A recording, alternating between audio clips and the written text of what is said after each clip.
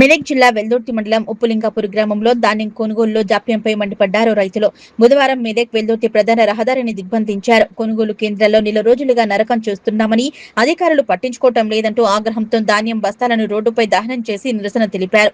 అప్పులు చేసి పండించిన పంట కళ్లాల్లోనే మొలకెత్తుతుందని, లారీలు లేవు, హమాలీలు లేరు, గన్ని బ్యాగులు ఇవ్వటం లేదు, అధికారులను అడిగితే రేపు మాపు అంటూ దాటవేస్తున్నారు అంటూ రైతులు ఆవేదన చెందారు.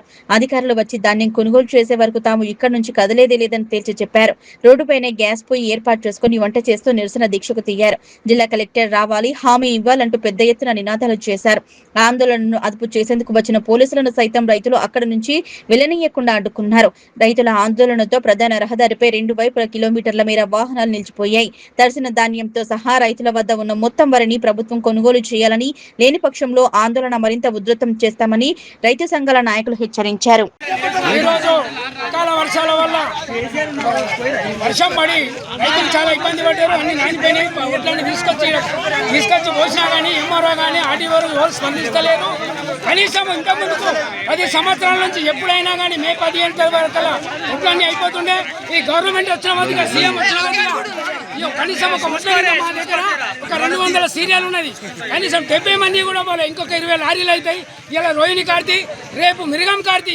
ఏమి అమ్ముకోవాలి, ఎప్పుడు తుకాలు దోసుకోవాలి, ఎప్పుడు ఓట్లు తెచ్చుకోవాలి. ఈ రైతుల బట్టి గవర్నమెంట్ చెప్తుంది, వాళ్ళ సీఎం కూర్చొని చెప్తాడు. అన్ని కొంటారు. మా ఎంఆర్ఓ ఉంటాడు, మా ఆర్టీఓ ఉంటాడు, ప్రతి రైస్ మిల్ కాడ ఉంటారు. ఈడ దించిపిస్తారు, ఆడ దించిపిస్తే సీఎం ఆడ విక్తాడు, వీడ విక్తాడు. వీళ్ళు అన్ని మాట్లాడతారు. ఈడ కొనేటాడు ఒక్కడి కూడా దిక్కులేడు. ఒక ఎంఆర్ఓ ఉన్నాడు, ఒక ఆర్టీఓ ఉన్నాడు, ఒక కలెక్టర్ పట్టించుకోడు. ఈ రోజు మేము ఈ ఉప్పులింగాపూర్లో ప్రాణాలకు తెగించైనా సరే సాయంత్రం వరకు కూడా నిన్నే రోడ్ మీద వంట చేసుకొని నిన్నే వంటాము. లారీలు వచ్చేదాకా కూడా జరగమని అందరినీ కూడా హెచ్చరిస్తున్నాము. ఖచ్చితంగా ఎంఆర్ఓ రావాలి, ఆర్డీఓ రావాలి, లారీలు తీసుకొని రావాలి. వచ్చి లారీ 2 రోజుల 3 రోజుల ఈ లారీలే ఒడ్లన్నీ కుప్పలన్నీ కాంటా చేయించే బాధ్యత వాళ్ళది. కావున అప్పటిదాకా కూడా మేము ఈ సమ్మెను విరమించమని చెప్తున్నాము. ఇక్కడే ఉపవాసమైనా సరే ఇన్నే రోడ్ మీద ఉంటామని అందరు కూడా మా రైతులందరితో నేను విజ్ఞప్తి చేస్తున్నాను. మనము ఇదే డీలా చేస్తే వాళ్ళు ఇట్లే వద్దు నిద్ర ఖాళీ అనామతమై వంటలు వేసేలామంటారు. సాయంత్రం 5 గంటలపై మనము 6 నెలలు కష్టపడి ఈ రైతులు చర్చీలో పెట్టి తెచ్చేవాడు కొంటాడు దిక్కుంటాడు. వాళ్ళకి అధికారులకు 1 నెల జీతం రాకపోతే 2 రోజులు లేట్ అయితే వాళ్ళ సమ్మె వాళ్ళ లీడర్లతో దగ్గరకు పోయి వాళ్ళు సమ్మె ఆడ చేస్తారు. సెక్రటరీ ఇక్కడ మేము ఈడ చేస్తే పోలీసు వాళ్ళని తోలిస్తారు, పోలీసు వాళ్ళని మమ్మల్ని కొట్టిస్తారు, తోలిస్తారు. మేము జరగము, మా ప్రాణాలు పోయినా సరే మా ఒడ్లు మాత్రము ఖచ్చితంగా కొనాలి. ప్రతి సెంటర్ లో కిట్టు కూడా కొన్నది లేదు. మొత్తం సెంటర్ ఖర్చు మీరు కిట్టు కొన్నదేమో చూడు. ఈ 10 సంవత్సరాలు కేసీఆర్ ఎట్లా కొన్నాడో ఈ సంవత్సరం ఎట్లా పోతుంది ఆలోచన చేయండి. మీరు కూడా రామేపల్లి కాడ ఇంచుమించు ఒక 100 లోడ్లు అవుతాయి. 200 లోడ్లు అవుతాయి. 200 లోడ్లు అంటే మామూలు పట్ల 10 ఏళ్ళ కొలు కూడా కేసీఆర్ వచ్చిన వద్దుగా కొనలే. ఇప్పటికి కొన్నాడు కేసీఆర్. 10 సంవత్సరాలు కూడా కొన్నాడు. ఈ 2 సంవత్సరాలకు కూడా సుఖం చూపిస్తుంది ఇలా. కేసీఆర్ వచ్చిన నుంచి ఒక ఓట్లెత్తి కూడా రోడ్డు వచ్చే వరకలా ఏ సెంటర్ అయితే కాలేదు.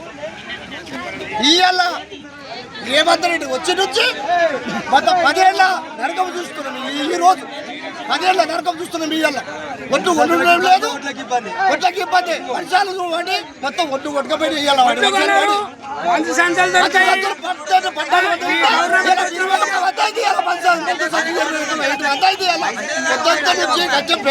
కష్టపడితే ఏంటా ఇలా పిల్లలు నా పిల్లలకి ఇలా జ్వరం వచ్చింది. ఒడ్లు ఒడ్డు తడిచిపోయాకల్లా అంటాడు ఏ వస్తున్నా నారేస్తున్నాడు. ఒక లారీ పంపిస్తే ఏమంటున్నాయా ఎస్సీలలో మంచిగా ఉంటారు.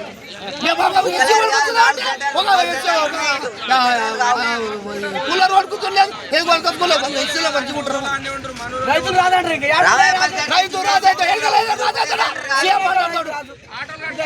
ఈ మన మీద ఒకటి మా